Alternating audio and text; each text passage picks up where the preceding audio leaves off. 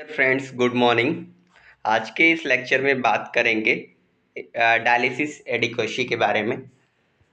इस लेक्चर में जो मेजर टॉपिक कवर करेंगे हम, वो पहला है डिफिनेशन ऑफ एडिक्वेसी या adequate dialysis, how to check adequate dialysis, measuring point for adequate dialysis, dependency of KT/B and URR urea reduction ratio. अब बात करते हैं कि एक एडिक्वेट डायलिसिस या एडिक्वेसी ऑफ डायलिसिस होता क्या है। यानी कि एडिक्वेट डायलिसिस एक तरीके का टेस्ट होता है जो कि how to take samples for URR, कि URR को डायग्नोसिस करने के लिए हमें सैंपल लेते समय क्या क्या चीज़ें ध्यान रखनी चाहिए। अगर हम यूरिया रिडक्शन रेशियो के लिए अगर हम सैंपल ले रहे हैं तो हमें ध्यान ये रखना चाहिए कि सर्किट में कोई इन्फ्यूज़न ना चल रहा हो या हिपैरिन का उसमें मिक्सिंग ना हुआ हो। अगर हिपैरिन का मिक्सिंग या कोई इन्फ्यूज़न चल रहा होगा तो पहले हम 10 ml सिरिंज से ब्लड को एस्पिरेट करेंगे और उसे डिस्कार्ड करेंगे, और इसके बाद में हम सैम्पलिंग के लिए ब्लड लेंगे। बात करते हैं कि स्टैंडर्ड रेंज क्या होता है यूरिया रिडक्शन रेशियो का। तो यूरिया रिडक्शन रेशियो का जो स्टैंडर्ड रेंज होता है वो 65% से अबव होता है। लेकिन ये जो 65% स्टैंडर्ड रेंज है, बट ये फिक्स्ड नहीं है।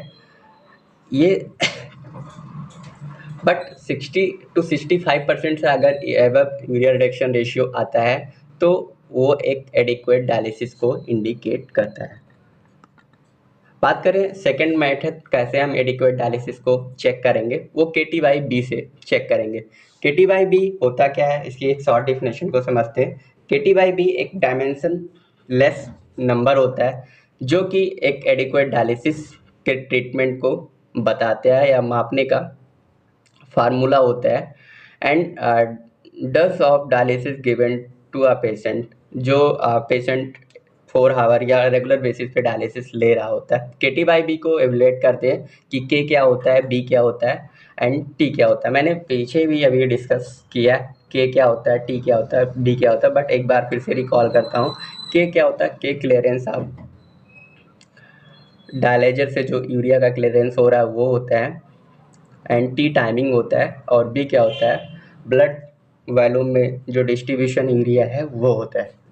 KT/B की अगर स्टैंडर्ड रेंज की बात करें तो इसका स्टैंडर्ड रेंज 1.2 से 2.0 होता है।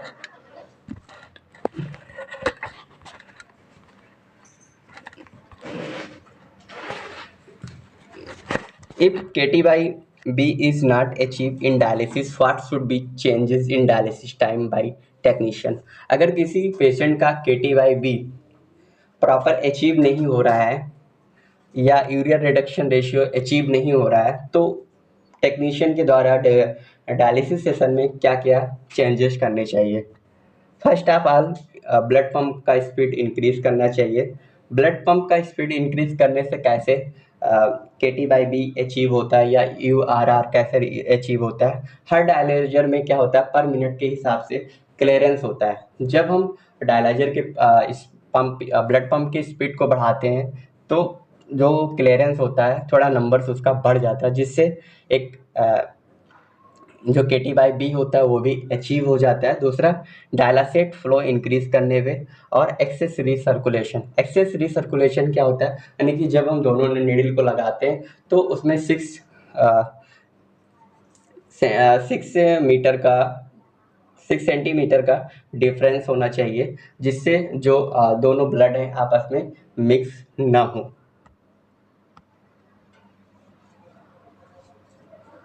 अब ये समझते हैं कि relation of K to increase blood pump speed, कि जो क्लियरेंस है उसका ब्लड पंप स्पीड से क्या रिलेशन है।